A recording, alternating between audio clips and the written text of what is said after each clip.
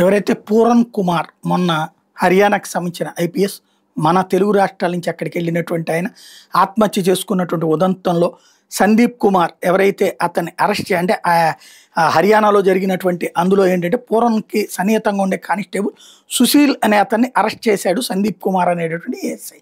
ఆ రోజున ఈ తప్పుడు ఆరోపణలకి కీలకమైనటువంటి సందీప్ కుమార్ నిన్న ఆత్మహత్య చేసుకున్నాడు. ఇది నిన్ననే మనం మాట్లాడుకున్నాం. అయితే ఇప్పుడు ఈ ఆత్మహత్య వ్యవహారంలో ఇది ఊహించని పరిణామమైంది. ప్రధానంగా ఈ సందీప్ కుమార్ అంతకుముందు పూరన్ కుమార్ మీద తీవ్రమైన అవినీతి ఆరోపణలు తనే చేశాడు. ఇప్పుడు ఈ సందీప్ కుమార్ మృతదేహాన్ని రోహ్తక్లో నివాసంలో గుర్తించారు. 3 పేజీల లేఖతో పాటు ఆయన మొబైల్లో 6 నిమిషాల సెల్ఫీ వీడియోలో లభించినాయి. అందులో పూరన్ కుమార్ మీద మళ్ళీ తీవ్ర ఆరోపణలు చేశాడు. తనను కులం పేరుతో వేధించారని ఆరోపిస్తూ పూరన్ కుమార్ ఆత్మహత్య లేఖలో పేర్కొన్న 8 మంది పోలీసు అధికారులు ఒకడైనటువంటి రోహ్తక్ ఎస్పీ బిజర్నియా ఎంతో నిజాయితీ గల మంచి వ్యక్తి అంటూ సందీప్ కుమార్ తన లేఖలో చెప్పుకురావడం ఇక్కడ స్పెషాలిటీ. సందీప్ కుమార్ తన రివాల్వర్తో కాల్చుకుని మరణించాడని రోహ్తక్ ప్రస్తుత ఎస్పీ బోరియా చెప్పుకొచ్చారు.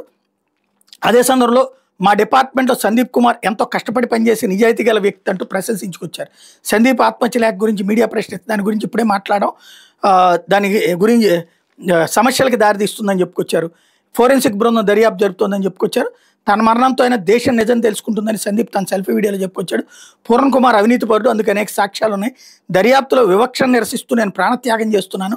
అవినీతి కుటుంబాన్ని అస్సలు వదలొద్దు, కుల రాజకీయాలతో వ్యవస్థను హైజాక్ చేస్తున్నారంటూ అందులో రివర్స్లో అంటే అతని కులపరంగా వివక్ష కాదు, అతని అవినీతి పరుడు అయితే కులం పేరుతో అతన్ని కాపాడుతున్నారన్నటువంటి కోణాన్ని ఈయన ఆత్మహత్య ద్వారా పబ్లిక్ నోటీస్కి తీసుకెళ్తున్నానని చెప్పుకొచ్చారు. లిక్కర్ కాంట్రాక్ట్ నుంచి పూరన్ కుమార్ తరపున 2.5 లక్షల లంచం తీసుకున్నారు అన్న కానిస్టేబుల్ సుశీల్ కుమార్ని అరెస్ట్ చేసే సందీప్ కుమార్ అది నిజమేనని తేల్చి చెప్తున్నాడు. At the same time Haryana DGP శత్రుజిత్ని ఈ నేపథ్యంలో మరొక వైపున బదిలీ చేశారు.